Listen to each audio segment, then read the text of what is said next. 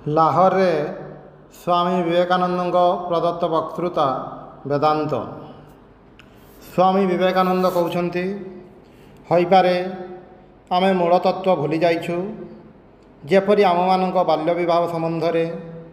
ଯଦିଚ ଏ ବିଷୟ ଏଠାରେ ଅପ୍ରାସଙ୍ଗିକ, ତଥାପି ଆମେ ଏହାକୁ ଦୃଷ୍ଟାନ୍ତ ରୂପେ ଗ୍ରହଣ କରିପାରୁ। ଯଦି ଉପଯୁକ୍ତ ଅବସର ପାଏ, ତେବେ ମୁଁ ଏହି ସମସ୍ତ ବିଷୟ ବିଶେଷ ଭାବରେ ଆଲୋଚନା କରିବି। ତେବେ ଏହା କହି ରଖେ ଯେ ବାଲ୍ୟ ବିବାହ ପ୍ରଥା ଯେଉଁ ସମସ୍ତ ମୂଳ ଭାବରୁ ଉତ୍ପନ୍ନ ହୋଇଛି, ସେହି ସମସ୍ତ ଭାବ ଅବଲମ୍ବନରେ ପ୍ରକୃତ ସଭ୍ୟତାର ସଞ୍ଚାର ହୋଇପାରେ, ଅନ୍ୟ କିଛିରେ ନୁହେଁ। ଯଦି ପ୍ରତ୍ୟେକ ନରନାରୀକୁ ଅନ୍ୟ ଯେକୌଣସି ନାରୀ ବା ପୁରୁଷଙ୍କ ପତି ବା ପତ୍ନୀ ରୂପେ ଗ୍ରହଣର ସ୍ୱାଧୀନତା ଦିଆଯାଏ, ଯଦି ବ୍ୟକ୍ତିଗତ ସୁଖ ପାଶବ ପ୍ରକୃତିର ପରିତୃପ୍ତି ସମାଜରେ ଅବାଧରେ ସଞ୍ଚରଣ କରିପାରେ, ତାହାର ଫଳ ନିଶ୍ଚୟ ଅଶୁଭ ହେବ। ଦୁଷ୍ଟ ପ୍ରକୃତି ଓ ଅସୁର ସ୍ୱଭାବ ସନ୍ତାନ ସମୂହଙ୍କ ଉତ୍ପତ୍ତି ହେବ।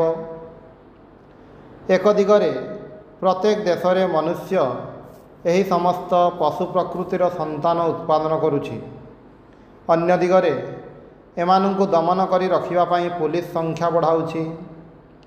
ଏହିପରି ସାମାଜିକ ବ୍ୟାଧିର ପ୍ରତିକାର ଚେଷ୍ଟାରେ ବିଶେଷ ଫଳ ନାହିଁ। ବରଂ କିପରି ସମାଜରୁ ଏହି ସମସ୍ତ ଦୋଷ, ଏହି ସମସ୍ତ ପଶୁ ପ୍ରକୃତି ସନ୍ତାନଙ୍କ ଉତ୍ପତ୍ତି ନିବାରିତ ହୋଇପାରେ, ଏହା ହିଁ ମହାସମସ୍ୟା। ପୁଣି ଯେତେଦିନ ତୁମେ ସମାଜରେ ବାସ କରୁଛ, ସେତେଦିନ ପର୍ଯ୍ୟନ୍ତ ତୁମମାନଙ୍କ ବିବାହର ଫଳ ନିଶ୍ଚୟ ମୋତେ ଏବଂ ଅନ୍ୟ ସମସ୍ତଙ୍କୁ ଭୋଗ କରିବାକୁ ହେବ। ସୁତରାଂ ତୁମମାନଙ୍କର କିପରି ବିବାହ କରିବା ଉଚିତ, କିପରି ଉଚିତ ନୁହେଁ, ଏ ବିଷୟ ତୁମମାନଙ୍କୁ ଆଦେଶ କରିବା ପାଇଁ ସମାଜର ଅଧିକାର ଅଛି।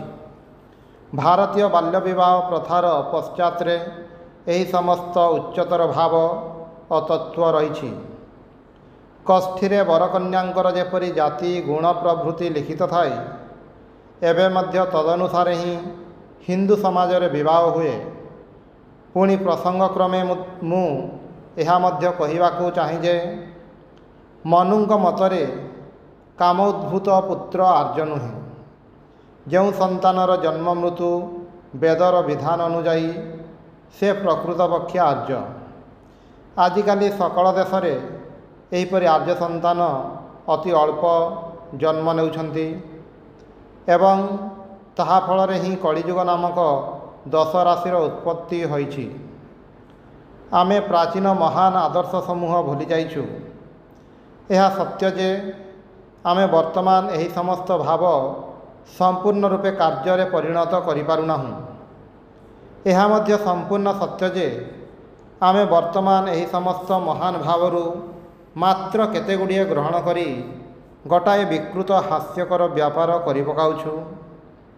ଅତି ଦୁଃଖର ବିଷୟ, ଆଜିକାଲି ଆଉ ପ୍ରାଚୀନ କାଳ ପରି ପିତାମାତା ନାହାନ୍ତି।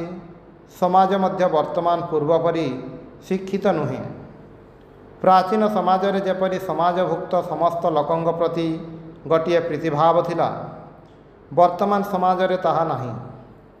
କିନ୍ତୁ ତାହେଲେ ମଧ୍ୟ କାର୍ଯ୍ୟରେ ଯେପରି ଘଟିଥାଉ ପଛେ ମୂଳ ତତ୍ତ୍ୱଟି ନିର୍ଦ୍ଦୋଷ ଏବଂ ଯଦି ଏହି ତତ୍ତ୍ୱକୁ ଠିକ୍ କାର୍ଯ୍ୟରେ ପରିଣତ କରାଯାଇନଥାଏ, ଯଦି ପ୍ରଣାଳୀ ବିଶେଷ ବିଫଳ ହୋଇଥାଏ, ତେବେ ମୂଳ ତତ୍ତ୍ୱଟି ଗ୍ରହଣ କରି ଏହା ଯେପରି ଉତ୍ତମ ରୂପେ କାର୍ଯ୍ୟରେ ପରିଣତ ହୋଇପାରିବ, ତାହାର ଚେଷ୍ଟା କର।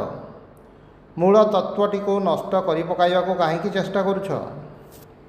ଖାଦ୍ୟ ସମସ୍ୟା ସମ୍ବନ୍ଧରେ ମଧ୍ୟ ଏହି କଥା ପ୍ରଯୋଜ୍ୟ।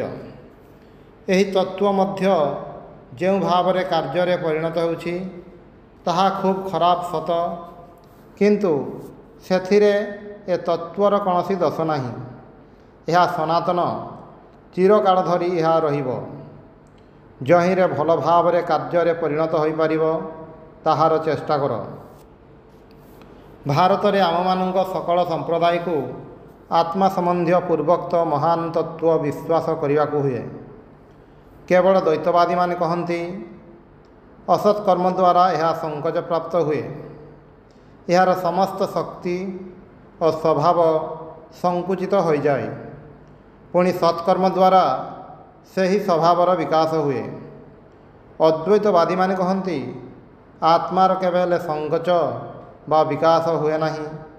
ଏଗୁଡ଼ିକ ଆପାତତଃ ପ୍ରତୀତ ହୁଏ ମାତ୍ର। ଦ୍ୱୈତବାଦୀ ଓ ଅଦ୍ୱୈତବାଦୀଙ୍କ ମଧ୍ୟରେ ଏତିକି ମାତ୍ର ପ୍ରଭେଦ।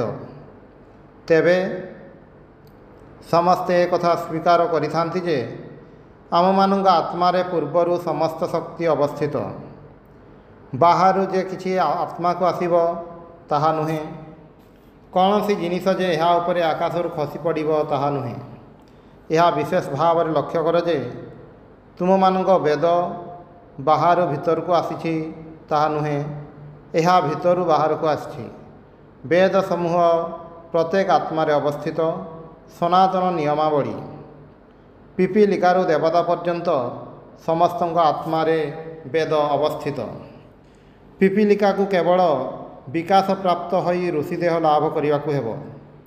ସେତେବେଳେ ତାହା ଭିତରୁ ବେଦ ଅର୍ଥାତ୍ ସନାତନ ନିୟମାବଳୀ ପ୍ରକାଶିତ ହେବ। ଏହି ମହାନ ତତ୍ତ୍ୱଟି ବୁଝିବା ବିଶେଷ ଆବଶ୍ୟକ ଯେ ଆମମାନଙ୍କର ଭିତରେ ଶକ୍ତି ପୂର୍ବରୁ ହିଁ ଅବସ୍ଥିତ। ପୂର୍ବରୁ ହିଁ ମୁକ୍ତି ଆମମାନଙ୍କ ଭିତରେ ନିହିତ। ଏହି ଶକ୍ତି ସଙ୍କୋଚ ପ୍ରାପ୍ତ ହୋଇଛି ବା ମାୟାର ଆବରଣରେ ଆବୃତ ହୋଇଛି। ଯାହା କିଛି କହ ସେଥିରେ କିଛି ଯାଇ ଆସେ ନାହିଁ। ଏତିକି ବୁଝିବାକୁ ହେବ ଯେ ପୂର୍ବରୁ ହିଁ ଭିତରେ ଏହା ଅବସ୍ଥିତ। ତୁମମାନଙ୍କୁ ଏହା ବିଶ୍ୱାସ କରିବାକୁ ହେବ ପ୍ରତ୍ୟେକଙ୍କ ଭିତରେ ଅନନ୍ତ ଶକ୍ତି ଯେ ଗୂଢ଼ ଭାବରେ ଅବସ୍ଥିତ ତାହା ବିଶ୍ୱାସ କରିବାକୁ ହିଁ ହେବ। ବିଶ୍ୱାସ କରିବାକୁ ହେବ ଯେ ବୁଦ୍ଧଙ୍କ ଭିତରେ ଯେଉଁ ଶକ୍ତି ରହିଛି ଅତି କ୍ଷୁଦ୍ରତମ ମାନବ ଭିତରେ ମଧ୍ୟ ସେହି ଶକ୍ତି ରହିଛି। ଏହା ହିଁ ହିନ୍ଦୁମାନଙ୍କର ଆତ୍ମତତ୍ତ୍ୱ। କିନ୍ତୁ ଏହିଠାରେ ହିଁ ବୌଦ୍ଧମାନଙ୍କ ସହିତ ମହାବିରୋଧ ଆରମ୍ଭ। ସେମାନେ ଦେହକୁ ବିଶ୍ଳେଷଣ କରି କହନ୍ତି ଦେହ ଗୋଟିଏ ଜଡ଼ ସ୍ରୋତ ମାତ୍ର। ସେହିପରି ମନକୁ ବିଶ୍ଳେଷଣ କରି ତାହା ମଧ୍ୟ ଏକ ଜଡ଼ ପ୍ରବାହ ବୋଲି ବର୍ଣ୍ଣନା କରନ୍ତି। ଆତ୍ମା ସମ୍ବନ୍ଧରେ ସେମାନେ କହନ୍ତି ଏହାର ଅସ୍ତିତ୍ୱ ସ୍ୱୀକାର କରିବା ଅନାବଶ୍ୟକ। ଏହାର ଅସ୍ତିତ୍ୱ ଅନୁମାନ କରିବାର କିଛି ମାତ୍ର ପ୍ରୟୋଜନ ନାହିଁ। ଗୋଟିଏ ଦ୍ରବ୍ୟ ଏବଂ ଏହି ଦ୍ରବ୍ୟ ସଂଲଗ୍ନ ଗୁଣରାଶି କଳ୍ପନାର ପ୍ରୟୋଜନ କ'ଣ? ଆମେ କେବଳ ଗୁଣ ହିଁ ସ୍ୱୀକାର କରିଥାଉ। ଯେଉଁଠାରେ ଗୋଟିଏ କାରଣ ସ୍ୱୀକାର କଲେ ହିଁ ସମୁଦାୟର ବ୍ୟାଖ୍ୟା ହୁଏ ସେଠାରେ ଦୁଇଟି କାରଣ ସ୍ୱୀକାର କରିବା ନ୍ୟାୟ ବିରୁଦ୍ଧ। ଏହିପରି ବୌଦ୍ଧମାନଙ୍କ ସଙ୍ଗରେ ବିରୋଧ ଆରମ୍ଭ ହେଲା ଏବଂ ଯେଉଁ ସମସ୍ତ ମତ ଦ୍ରବ୍ୟ ବିଶେଷର ଅସ୍ତିତ୍ୱ ସ୍ୱୀକାର କରୁଥିଲା ବୌଦ୍ଧମାନେ ସେ ସମସ୍ତ ମତ ଖଣ୍ଡିତ କରି ଭୂମିସାତ କରିଦେଲେ। ଯେଉଁମାନେ ଦ୍ରବ୍ୟ ଓ ଗୁଣ ଉଭୟର ଅସ୍ତିତ୍ୱ ସ୍ୱୀକାର କରୁଥିଲେ, ଯେଉଁମାନେ କହୁଥିଲେ ତୁମର ଗୋଟିଏ ଆତ୍ମା ମୋର ଗୋଟିଏ ଆତ୍ମା, ପ୍ରତ୍ୟେକଙ୍କର ଶରୀର ଓ ମନରୁ ପୃଥକ୍ ଗୋଟିଏ ଗୋଟିଏ ଆତ୍ମା ଅଛି, ପ୍ରତ୍ୟେକଙ୍କର ସ୍ୱତନ୍ତ୍ର ବ୍ୟକ୍ତିତ୍ୱ ଅଛି, ସେମାନଙ୍କ ମତରେ ବରାବର ଗୋଟିଏ ଭୁଲ ଥିଲା। ଅବଶ୍ୟ ଏହି ପର୍ଯ୍ୟନ୍ତ ଦ୍ୱୈତବାଦର ମତ ଠିକ୍। ଆମେ ଏହା ପୂର୍ବରୁ ଦେଖିଛୁ ଯେ ଏହି ଶରୀର ରହିଛି, ଏହି ସୂକ୍ଷ୍ମ ମନ ରହିଛି, ଆତ୍ମା ରହିଛନ୍ତି ଏବଂ ସକଳ ଆତ୍ମାରେ ସେହି ପରମାତ୍ମା ରହିଛନ୍ତି।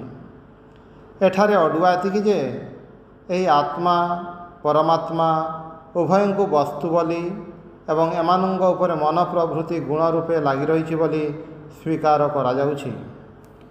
ବର୍ତ୍ତମାନର କଥା ଏହି କେହି କେବେ ବସ୍ତୁ ଦେଖେ ନାହିଁ, ଏହା ସମ୍ବନ୍ଧରେ ଚିନ୍ତା ମଧ୍ୟ କରିପାରେ ନାହିଁ। ଅତଏବ ସେମାନେ କହନ୍ତି ଏହି ବସ୍ତୁର ଅସ୍ତିତ୍ୱ ସ୍ୱୀକାର କରିବା ଦରକାର କ'ଣ? କାହିଁକି କ୍ଷଣିକ ବିଜ୍ଞାନବାଦୀ ହୋଇ କହୁନାହୁଁ ଯେ ମାନସିକ ତରଙ୍ଗରାଜି ବ୍ୟତୀତ ଅନ୍ୟ କିଛିର ଆଦୌ ଅସ୍ତିତ୍ୱ ନାହିଁ? ସେଗୁଡ଼ିକ ପରସ୍ପର ସଂଲଗ୍ନ ନୁହନ୍ତି। ସେଗୁଡ଼ିକ ସମ୍ମିଳିତ ହୋଇ ଏକ ବସ୍ତୁ ହୁଅନ୍ତି ନାହିଁ। ସମୁଦ୍ରର ତରଙ୍ଗରାଜି ପରି ଗୋଟିଏ ପଛରେ ଆଉ ଗୋଟିଏ ଚାଲୁଛି। ଏହା କେବେ ହେଲେ ସମ୍ପୂର୍ଣ୍ଣ ନୁହେଁ। କେବେ ହେଁ ସେଗୁଡ଼ିକ ଗୋଟିଏ ଅଖଣ୍ଡ ଏକତ୍ର ଗଠନ କରନ୍ତି ନାହିଁ। ମାନବ କେବଳ ଏହିପରି ତରଙ୍ଗ ପରମ୍ପରା ମାତ୍ର।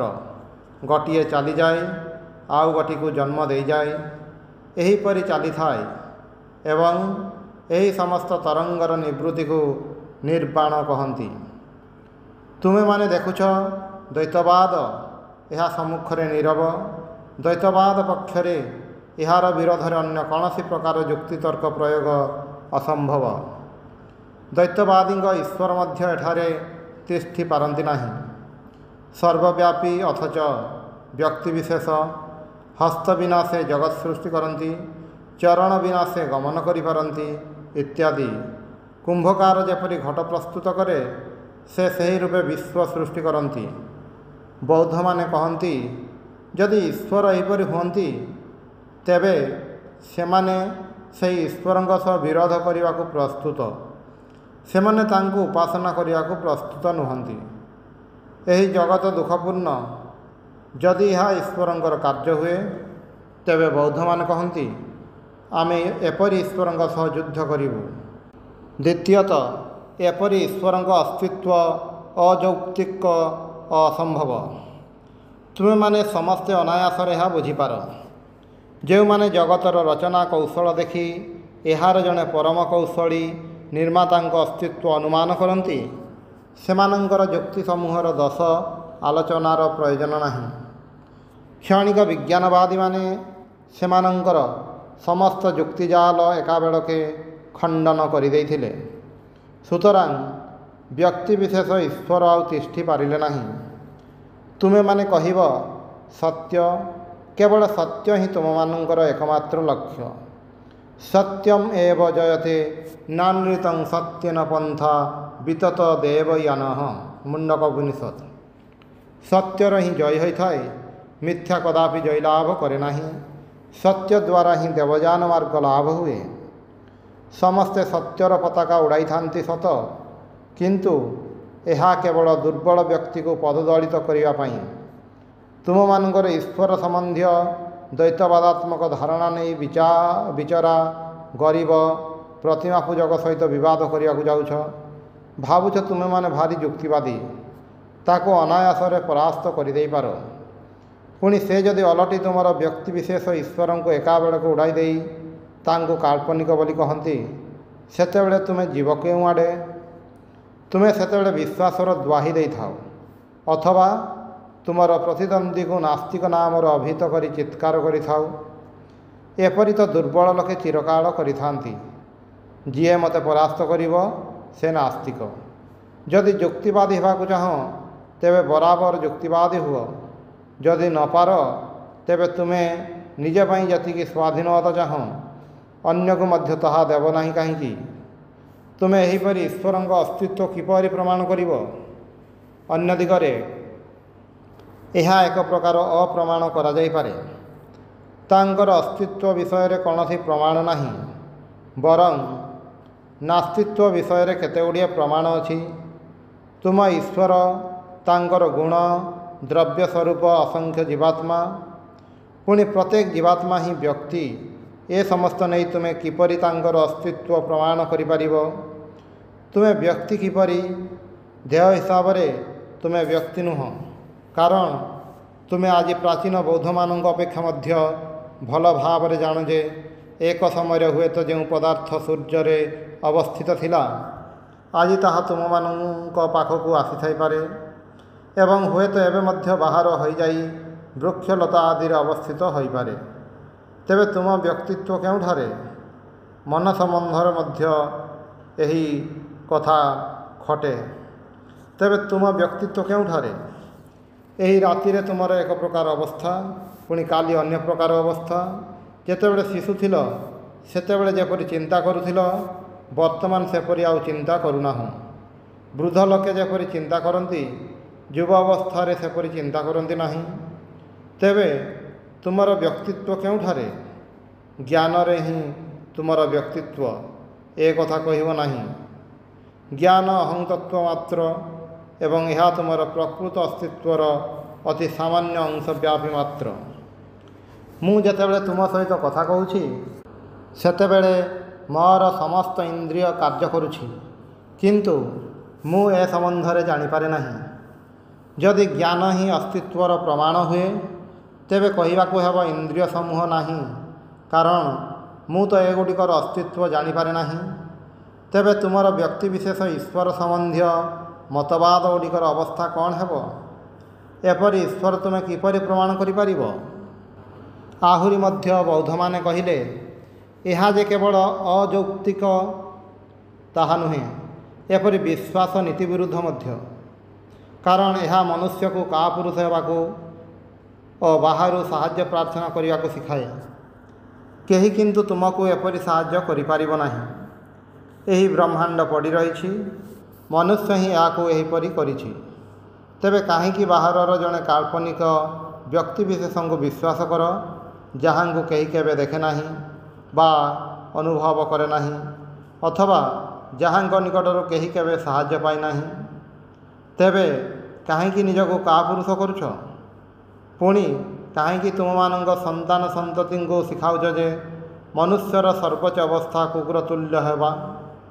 ଏହି କାଳ୍ପନିକ ପୁରୁଷ ସମକ୍ଷରେ ନିଜକୁ ଦୁର୍ବଳ, ଅପବିତ୍ର ଓ ଜଗତ ମଧ୍ୟରେ ଅତି ହେୟ ଅପଦାର୍ଥ ବୋଲି ମନେକରି ଆଣ୍ଠେଇ ପଡ଼ି ରହିବା।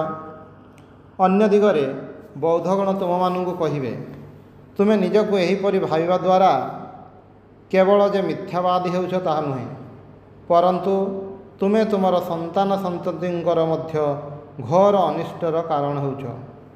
କାରଣ ଏହା ବିଶେଷ ଭାବରେ ଲକ୍ଷ୍ୟ କରିବ ଯେ ଲୋକେ ଯେପରି ଭାବିଥାନ୍ତି ସେହିପରି ହୋଇଥାନ୍ତି। ନିଜ ସମ୍ବନ୍ଧରେ ତୁମେମାନେ ଯେପରି କହିବ, କ୍ରମଶଃ ତୁମମାନଙ୍କର ସେହି ବିଶ୍ୱାସ ରହିବ। ଭଗବାନ ବୁଦ୍ଧଙ୍କ ପ୍ରଥମ କଥା ଏହି, ତୁମେ ନିଜ ସମ୍ବନ୍ଧରେ ଯାହା ଭାବିଛ ତୁମେ ତାହା ହିଁ ହୋଇଛ, ପରେ ଯାହା ଭାବିବ ପୁଣି ତାହା ହିଁ ହେବ। ଯଦି ଏହା ହିଁ ସତ୍ୟ ହୁଏ, ତେବେ ତୁମେ କେବେ ହେଲେ ଭାବିବ ନାହିଁ ଯେ ତୁମେ କିଛି ନୁହଁ, ଏବଂ ଯେ ପର୍ଯ୍ୟନ୍ତ ତୁମେ ଅନ୍ୟ ଜଣଙ୍କର ସାହାଯ୍ୟ ନ ପାଇଛ ସେ ପର୍ଯ୍ୟନ୍ତ ତୁମେ କିଛି କରିପାରିବ ନାହିଁ, ଏହା ମଧ୍ୟ ଭାବ ନାହିଁ। ଏପରି ଭାବିଲେ ତାହାର ଫଳ ହେବ, ତୁମେ ଦିନକୁ ଦିନ ଅଧିକ ଦୁର୍ବଳ ହୋଇପଡ଼ିବ। ଆମେ ଅତି ଅପବିତ୍ର, ହେ ପ୍ରଭୁ ଆମମାନଙ୍କୁ ପବିତ୍ର କର। ଏପରି କହି କହି ନିଜକୁ ଏପରି ଦୁର୍ବଳ କରିଦେବ ଯେ ସେଥିରୁ ସକଳ ପ୍ରକାର ପାପ କ୍ରମଶଃ ଆସିଯିବ। ବୌଦ୍ଧମାନେ କହନ୍ତି, ପ୍ରତ୍ୟେକ ସମାଜରେ ଯେଉଁ ସମସ୍ତ ପାପ ଦେଖିବାକୁ ପାଅ, ତାହାର ଶତକଡ଼ା 90% ଏହି ବ୍ୟକ୍ତିବିଶେଷ ଈଶ୍ୱରଙ୍କ ଧାରଣା ଯୋଗୁଁ। ତାଙ୍କ ସମ୍ମୁଖରେ ଶ୍ୱାନବତ୍ ହୋଇ ରହିବା ଏହି ଅପୂର୍ବ ମନୁଷ୍ୟ ଜୀବନର ଏକମାତ୍ର ଉଦ୍ଦେଶ୍ୟ ଯେ ଏହିପରି ଶ୍ୱାନବତ୍ ହୋଇ ରହିବା, ଏହା ଏକ ଭୟାନକ କଥା। ବୌଦ୍ଧମାନେ ବୈଷ୍ଣବମାନଙ୍କୁ କହନ୍ତି, ଯଦି ତୁମମାନଙ୍କର ଆଦର୍ଶ ଜୀବନର ଲକ୍ଷ୍ୟ ଓ ଉଦ୍ଦେଶ୍ୟ ଏହା ହିଁ ହୁଏ ଯେ ବୈକୁଣ୍ଠ ନାମକ ଭଗବାନଙ୍କ ବାସସ୍ଥାନକୁ ଯାଇ ସେଠାରେ ଅନନ୍ତକାଳ ଧରି ତାଙ୍କ ସମ୍ମୁଖରେ କରଯୋଡ଼ି ଠିଆ ହୋଇ ରହିବାକୁ ହେବ, ତେବେ ତାହା ଅପେକ୍ଷା ବରଂ ଆତ୍ମହତ୍ୟା ଶ୍ରେୟ। ବୌଦ୍ଧମାନେ କହିପାରନ୍ତି ଯେ ସେମାନେ ଏହାକୁ ଏଡ଼ାଇବା ପାଇଁ ନିର୍ବାଣ ବା ବିଲୁପ୍ତିର ଚେଷ୍ଟା କରୁଛନ୍ତି। ମୁଁ ତୁମମାନଙ୍କ ନିକଟରେ ଠିକ୍ ବୌଦ୍ଧମାନଙ୍କ ପରି ଏହି କଥାଗୁଡ଼ିକ କହିଯାଉଛି, କାରଣ ଆଜିକାଲି ଲୋକେ କହିଥାନ୍ତି ଯେ ଅଦ୍ୱୈତବାଦ ଦ୍ୱାରା ଲୋକେ ଦୁର୍ନୀତିପରାୟଣ ହୋଇଥାନ୍ତି। ସେଥିପାଇଁ ଅନ୍ୟ ପକ୍ଷର କ'ଣ କହିବାର ଅଛି ତାହା ତୁମମାନଙ୍କ ଆଗରେ ଜଣାଇବାକୁ ଚେଷ୍ଟା କରୁଛି। ଆମମାନଙ୍କୁ ଦୁଇ ପକ୍ଷର କଥା ନିର୍ଭୀକ ଭାବରେ ଆଲୋଚନା କରିବାକୁ ପଡ଼ିବ। ପ୍ରଥମତଃ ଆମେ ଦେଖିଛୁ ଜଣେ ବ୍ୟକ୍ତିବିଶେଷ ଈଶ୍ୱର ଜଗତ ସୃଷ୍ଟି କରିଛନ୍ତି, ଏହା ପ୍ରମାଣ କରାଯାଇପାରେ ନାହିଁ। ଆଜିକାଲି ବାଳକମାନେ ସୁଦ୍ଧା ଏକଥା ବିଶ୍ୱାସ କରିବେ ନାହିଁ। ଯେହେତୁ କୁମ୍ଭକାର ଘଟ ନିର୍ମାଣ କରିପାରେ, ଅତଏବ ଈଶ୍ୱର ଜଗତ ସୃଷ୍ଟି କରିଛନ୍ତି। ଯଦି ତାହା ହିଁ ହୁଏ, ତେବେ କୁମ୍ଭକାର ତ ଜଣେ ଈଶ୍ୱର। ପୁଣି କେହି ଯଦି ତୁମମାନଙ୍କୁ କହନ୍ତି ସେ ମସ୍ତକ ଓ ହସ୍ତଶୂନ୍ୟ ହୋଇ ମଧ୍ୟ କାର୍ଯ୍ୟ କରନ୍ତି, ତେବେ ତାଙ୍କୁ ପାଗଳ ଗାରଦରେ ଭର୍ତ୍ତି କରିପାର। ତୁମେ ଈଶ୍ୱର, ଏହି ଜଗତର ସୃଷ୍ଟିକର୍ତ୍ତା, ବ୍ୟକ୍ତି ବିଶେଷ ଈଶ୍ୱର, ଯାହାଙ୍କ ନିକଟରେ ତୁମେ ସାରା ଜୀବନ ଧରି ଚିତ୍କାର କରୁଛ, ସେ କ'ଣ କେବେ ତୁମକୁ ସାହାଯ୍ୟ କରିଛନ୍ତି? ଯଦି କରିଥାନ୍ତି, ତେବେ ତୁମେ ତାଙ୍କଠାରୁ କି ପ୍ରକାର ସାହାଯ୍ୟ ପାଇଛ?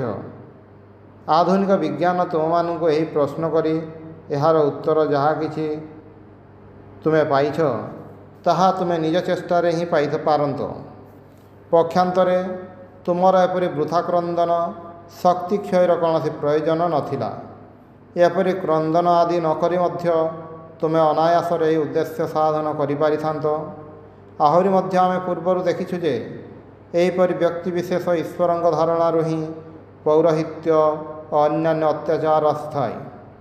ଯେଉଁଠାରେ ଏହି ଧାରଣା ଥିଲା ସେଠାରେ ହିଁ ଅତ୍ୟାଚାର ଓ ପୌରୋହିତ୍ୟ ରାଜତ୍ୱ କରିଛି। ଏବଂ ଯେ ପର୍ଯ୍ୟନ୍ତ ଏହି ମିଥ୍ୟା ଭାବକୁ ସମୂଳେ ନିର୍ମୂଳ ନ କରାଯାଇଛି ସେ ପର୍ଯ୍ୟନ୍ତ ବୌଦ୍ଧଗଣ କହନ୍ତି ଏହି ଅତ୍ୟାଚାର କେବେ ନିବୃତ୍ତ ହେବ ନାହିଁ। ଯେ ପର୍ଯ୍ୟନ୍ତ ମନୁଷ୍ୟର ଏହି ଧାରଣା ଥିବ ଯେ ଅନ୍ୟ କୌଣସି ପ୍ରବଳ ପୁରୁଷ ନିକଟରେ ତାକୁ ନତ ହୋଇ ରହିବାକୁ ପଡ଼ିବ ସେ ପର୍ଯ୍ୟନ୍ତ ପୁରୋହିତଙ୍କ ଅସ୍ତିତ୍ୱ ନିଶ୍ଚୟ ରହିବ। ସେମାନେ କେତେଗୁଡ଼ିଏ ଦାବି ଆଗତ କରିବେ ଯାହାଦ୍ୱାରା ସାଧାରଣ ମନୁଷ୍ୟ ସେମାନଙ୍କ ନିକଟରେ ଶିର ନତ କରିବେ ତାହାର ଚେଷ୍ଟା କରିବେ ଏବଂ ବିଚରା ଗରିବ ମନୁଷ୍ୟଗୁଡ଼ିକ ମଧ୍ୟ ସେମାନଙ୍କ କଥା ଈଶ୍ୱରଙ୍କୁ ଜଣାଇବା ପାଇଁ ଜଣେ ପୁରୋହିତ ଲଢ଼ିବେ। ତୁମେମାନେ ବ୍ରାହ୍ମଣ ଜାତିକୁ ସମୂଳେ ନିର୍ମୂଳ କରିପାର, କିନ୍ତୁ ଏକଥା ବିଶେଷ ଭାବରେ ଲକ୍ଷ୍ୟ କରିବ ଯେ ଯେଉଁମାନେ ସେମାନଙ୍କୁ ନିର୍ମୂଳ କରିବେ ସେମାନେ ହିଁ ପୁଣି ବ୍ରାହ୍ମଣଙ୍କ ସ୍ଥାନ ଅଧିକାର କରିନେବେ। ପୁଣି ସେମାନେ ବ୍ରାହ୍ମଣଙ୍କ ଅପେକ୍ଷା ଅଧିକତର ଅତ୍ୟାଚାରୀ ହୋଇପଡ଼ିବେ। କାରଣ ପୂର୍ବୋକ୍ତ ବ୍ରାହ୍ମଣଗଣଙ୍କର ବରଂ କିଛି ସହୃଦୟତା ଓ ଉଦାରତା ଅଛି, କିନ୍ତୁ ଏହି ସର୍ବନାଶୀ ଗୁଡ଼ିକ ଚିରକାଳ ଅତି ଭୟାନକ ଓ ଅତ୍ୟାଚାରୀ ହୋଇଥାନ୍ତି। ଭିକାରୀ ଯଦି କିଛି ଟଙ୍କା ପାଏ ତେବେ ସେ ସମଗ୍ର ଜଗତକୁ ତୃଣବତ୍ ଜ୍ଞାନ କରିଥାଏ। ଅତଏବ ଯେତେଦିନ ପର୍ଯ୍ୟନ୍ତ ଏହି ବ୍ୟକ୍ତିବିଶେଷ ଈଶ୍ୱରଙ୍କ ଧାରଣା ରହିଥିବ ସେତେଦିନ ପର୍ଯ୍ୟନ୍ତ ଏହି ପୁରୋହିତ ସମୂହ ମଧ୍ୟ ରହିଥିବେ ଏବଂ ସମାଜରେ କୌଣସି ପ୍ରକାର ଉଚ୍ଚ ନୀତିର ଅଭ୍ୟୁଦୟ ଆଶା କରାଯାଇପାରିବ ନାହିଁ। ପୌରୋହିତ୍ୟ ଓ ଅତ୍ୟାଚାର ଚିରକାଳ ଏକ ସଙ୍ଗରେ ରହିବ। ପୁଣି କାହିଁକି ଲୋକେ ଏହି ଈଶ୍ୱର କଳ୍ପନା କଲେ? କାରଣ ପ୍ରାଚୀନ କାଳରେ କେତେଗୁଡ଼ିଏ ବଳବାନ ଲୋକ ସାଧାରଣ ଲୋକଙ୍କୁ ବଶ କରି ସେମାନଙ୍କୁ କହିଥିଲେ ଯେ ତୁମମାନଙ୍କୁ ଆମମାନଙ୍କର ହୁକୁମ ମାନି ଚଳିବାକୁ ହେବ, ନଚେତ୍ ତୁମମାନଙ୍କୁ ସମୂଳେ ବିନାଶ କରିଦେବୁ। ଏହିପରି ଲୋକେ ହିଁ ଏହିପରି ବ୍ୟକ୍ତିବିଶେଷ ଈଶ୍ୱରଙ୍କର କଳ୍ପନା କରିଥିଲେ। ଏହାର ଅନ୍ୟ କୌଣସି କାରଣ ନାହିଁ। ସଭୟଂ ବଜ୍ରମ୍ ଉଦ୍ୟତମ୍। ଜଣେ ବଜ୍ରୋଦ୍ୟତ ହସ୍ତ ପୁରୁଷ ରହିଛନ୍ତି ଯିଏ ତାଙ୍କର ଆଜ୍ଞା ଲଙ୍ଘନ କରେ ତାହାକୁ ସେ ବିନାଶ କରିଦିଅନ୍ତି। ବର୍ତ୍ତମାନ ବୌଦ୍ଧମାନେ କହୁଛନ୍ତି ତୁମେମାନେ ଯୁକ୍ତିବାଦୀ ହୋଇ କହୁଛ ଯେ ସବୁ କର୍ମଫଳରେ ହୋଇଛି। ତୁମେ ସମସ୍ତେ ଅସଂଖ୍ୟ ଜୀବାତ୍ମାରେ ବିଶ୍ୱାସୀ ଏବଂ ତୁମମାନଙ୍କ ମତରେ ଏହି ଜୀବାତ୍ମା ସମୂହର ଜନ୍ମ ବା ମୃତ୍ୟୁ ନାହିଁ। ଏ ପର୍ଯ୍ୟନ୍ତ ବେଶ ଯୁକ୍ତି ଓ ନ୍ୟାୟସଙ୍ଗତ କହିଛ, ସନ୍ଦେହ ନାହିଁ। କାରଣ ଥିଲେ ହିଁ କାର୍ଯ୍ୟ ରହିବ। ବର୍ତ୍ତମାନ ଯାହା ଘଟୁଛି ତାହା ଅତୀତ କାରଣ ଫଳ। ପୁଣି ଏହି ବର୍ତ୍ତମାନ ଭବିଷ୍ୟତରେ ଅନ୍ୟ ଫଳ ପ୍ରସବ କରିବ। ହିନ୍ଦୁମାନେ କହୁଛନ୍ତି କର୍ମ ଜଡ଼, ଚୈତନ୍ୟ ନୁହେଁ। ସୁତରାଂ କର୍ମର ଫଳ ଲାଭ କରିବାକୁ ହେଲେ କୌଣସି ପ୍ରକାର ଚୈତନ୍ୟର ପ୍ରୟୋଜନ। ବୌଦ୍ଧମାନେ ସେହି ସକାଶେ କହନ୍ତି ବୃକ୍ଷରୁ ଫଳ ଲାଭ କରିବାକୁ ଗଲେ କ'ଣ ଚୈତନ୍ୟର ପ୍ରୟୋଜନ ହୁଏ? ଯଦି ବୀଜପତି ଗଛରେ ଜଳ ଦିଆଯାଏ ଜଳରୁ ତ ତାହାର କୌଣସି ପ୍ରକାର ଚୈତନ୍ୟର ପ୍ରୟୋଜନ ହୁଏ ନାହିଁ। ତୁମେ କହିପାର ଆଦି ଚୈତନ୍ୟର ଶକ୍ତିରେ ହିଁ କାର୍ଯ୍ୟ ଘଟିଥାଏ, କିନ୍ତୁ ଜୀବାତ୍ମାଗଣ ହିଁ ତ ଚୈତନ୍ୟ। ଅନ୍ୟ ଚୈତନ୍ୟ ସ୍ୱୀକାରର ପ୍ରୟୋଜନ କ'ଣ? ଯଦି ଜୀବାତ୍ମା ସମୂହର ଚୈତନ୍ୟ ଥାଏ ତେବେ ଈଶ୍ୱର ବିଶ୍ୱାସର ପ୍ରୟୋଜନ କ'ଣ? ଅବଶ୍ୟ ବୌଦ୍ଧମାନେ ଜୀବାତ୍ମାର ଅସ୍ତିତ୍ୱରେ ବିଶ୍ୱାସୀ ନୁହନ୍ତି, କିନ୍ତୁ ଜୈନମାନେ ଜୀବାତ୍ମାରେ ବିଶ୍ୱାସୀ ଅଥଚ ଈଶ୍ୱରଙ୍କୁ ବିଶ୍ୱାସ କରନ୍ତି ନାହିଁ। ତେବେ ହେ ଦ୍ୱୈତବାଦୀନ, ତୁମମାନଙ୍କର ଯୁକ୍ତି କେଉଁଠାରେ ରହିଲା? ତୁମମାନଙ୍କର ନୀତିର ଭିତ୍ତି କେଉଁଠାରେ ରହିଲା? ଯେତେବେଳେ ତୁମେମାନେ ଅଦ୍ୱୈତବାଦ ଉପରେ ଦୋଷାରୋପ କରି କହ ଯେ ଅଦ୍ୱୈତବାଦରୁ ଦୁର୍ନୀତିର ସୃଷ୍ଟି ହେବ, ସେତେବେଳେ ଥରେ ଭାରତର ଦ୍ୱୈତବାଦୀ ସମ୍ପ୍ରଦାୟର ଇତିହାସ ପାଠ କରି ଦେଖ। ଅଦାଲତରେ ଦ୍ୱୈତବାଦୀମାନଙ୍କର ନୀତିପରାୟଣତା କିପରି ପ୍ରମାଣ ପାଉ ତାହା ମଧ୍ୟ ଆଲୋଚନା କରି ଦେଖ। ଯଦି ଅଦ୍ୱୈତବାଦୀମାନଙ୍କ ମଧ୍ୟରୁ 20,000 ବଦମାସ ହୋଇଥାନ୍ତି, ତେବେ ଦ୍ୱୈତବାଦୀଙ୍କ ଭିତରୁ ମଧ୍ୟ 20,000 ବଦମାସ ଦେଖିବାକୁ ପାଇବ। ମୋଟାମୋଟି କହିବାକୁ ଗଲେ ଦ୍ୱୈତବାଦୀ ବଦମାସଙ୍କ ସଂଖ୍ୟା ହିଁ ଅଧିକ ହେବ। କାରଣ ଅଦ୍ୱୈତବାଦ ବୁଝିବା ପାଇଁ ଅପେକ୍ଷାକୃତ ଉତ୍କୃଷ୍ଟ ଚିତ୍ତବୃତ୍ତି ସମ୍ପନ୍ନ ଲୋକଙ୍କର ପ୍ରୟୋଜନ ଏବଂ ସେମାନଙ୍କୁ ସହଜରେ ଭୟ ଦେଖାଇ କୌଣସି କାର୍ଯ୍ୟ କରାଇବାର ଉପାୟ ନାହିଁ। ତେବେ ତୁମେମାନେ ଆଉ କେଉଁଆଡ଼େ ଯିବ? ବୌଦ୍ଧମାନଙ୍କର ହାତ ଏଡ଼ାଇବ କିପରି? ତୁମେମାନେ ବେଦର ବଚନ ଉଦ୍ଧୃତ କରିପାର, କିନ୍ତୁ ବୌଦ୍ଧମାନେ ତ ବେଦ ମାନନ୍ତି ନାହିଁ। ସେମାନେ କହିବେ ଆମ ତ୍ରିପିଟକ ତ ଏକଥା କହୁନାହିଁ। ପୁଣି ଏହି ତ୍ରିପିଟକ ଅନାଦି ଅନନ୍ତ, ଏପରିକି ଏହା ବୁଦ୍ଧଙ୍କ ନିଜ କଥା ନୁହେଁ। କାରଣ ସେ କହିଛନ୍ତି ପୂର୍ବରୁ ଅବସ୍ଥିତ ସନାତନ ସତ୍ୟର ସେ ଆବୃତ୍ତି କରୁଛନ୍ତି ମାତ୍ର। ବୌଦ୍ଧମାନେ ଆହୁରି ମଧ୍ୟ କହନ୍ତି ତୁମମାନଙ୍କ ବେଦ ମିଥ୍ୟା, ଆମମାନଙ୍କର ତ୍ରିପିଟକ ହିଁ ପ୍ରକୃତରେ ବେଦ। ତୁମମାନଙ୍କ ବେଦ ବ୍ରାହ୍ମଣ ପୁରୋହିତଙ୍କ ଦ୍ୱାରା କଳ୍ପିତ, ସେଗୁଡ଼ିକୁ ଦୂର କରିଦିଅ। ବର୍ତ୍ତମାନ ତୁମେମାନେ ଏ ଯୁକ୍ତି ଏଡ଼ାଇବ କିପରି? ବୌଦ୍ଧମାନଙ୍କର ଯୁକ୍ତିଜାଲ କାଟି ବାହାର ହେବାର ଉପାୟ ପ୍ରଦର୍ଶନ କରାଯାଉଛି। ଦ୍ରବ୍ୟ ଓ ଗୁଣ ବିଭିନ୍ନ, ଏହାକୁ କେନ୍ଦ୍ର କରି ବୌଦ୍ଧମାନଙ୍କର ପ୍ରଥମ ଆପତ୍ତି। ଏହା ଏକ ଦାର୍ଶନିକ ଆପତ୍ତି। ଅଦ୍ୱୈତବାଦୀମାନେ କହନ୍ତି ନା, ଏଗୁଡ଼ିକ ବିଭିନ୍ନ ନୁହେଁ। ଦ୍ରବ୍ୟ ଓ ଗୁଣ ମଧ୍ୟରେ କୌଣସି ବିଭିନ୍ନତା ନାହିଁ। ତୁମେମାନେ ସେହି ପ୍ରାଚୀନ ଦୃଷ୍ଟାନ୍ତ ସର୍ପରଜ୍ଜୁ ଭ୍ରମର କଥା ଜାଣିଥିବ। ଯେତେବେଳେ ତୁମେ ସର୍ପ ଦେଖୁଛ, ସେତେବେଳେ ରଜ୍ଜୁ ଏକାବେଳକେ ଦେଖିବାକୁ ପାଉନାହିଁ। ରଜ୍ଜୁ ସେତେବେଳେ ଏକାବେଳକେ ଉଡ଼ିଯାଇଛି। କୌଣସି ବସ୍ତୁକୁ ଦ୍ରବ୍ୟ ଓ ଗୁଣ ବୋଲି ବିଭକ୍ତ କରିବା ଦାର୍ଶନିକମାନଙ୍କର ମସ୍ତିଷ୍କ ପ୍ରସୂତ ବ୍ୟାପାର ମାତ୍ର। ଏହାର କୌଣସି ଯଥାର୍ଥ ଭିତ୍ତି ନାହିଁ। ଦ୍ରବ୍ୟ ଓ ଗୁଣ ବୋଲି ପୃଥକ୍ ଦୁଇଟି ପଦାର୍ଥର କୌଣସି ଅସ୍ତିତ୍ୱ ନାହିଁ।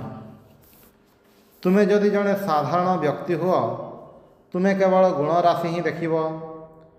ପୁଣି ଯଦି ତୁମେ ଶକ୍ତିଶାଳୀ ଯୋଗୀ ହୁଅ, ତୁମେ କେବଳ ଦ୍ରବ୍ୟ ହିଁ ଦେଖିବ।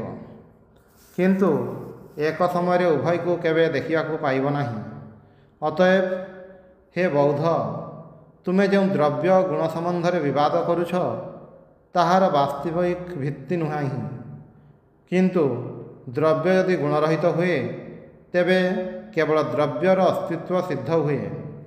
ଯଦି ତୁମେ ଆତ୍ମାର ଗୁଣରାଶି ଉଠାଇ ନେଇ ଦେଖାଇପାର, ଗୁଣରାଶିର ଅସ୍ତିତ୍ୱ କେବଳ ମନରେ, ଏଗୁଡ଼ିକ ପ୍ରକୃତ ପକ୍ଷେ ଆତ୍ମାରେ ଆରୋପିତ, ତେବେ ତ ଦୁଇଟି ଆତ୍ମାର ଅସ୍ତିତ୍ୱ ସିଦ୍ଧ ହୁଏ ନାହିଁ।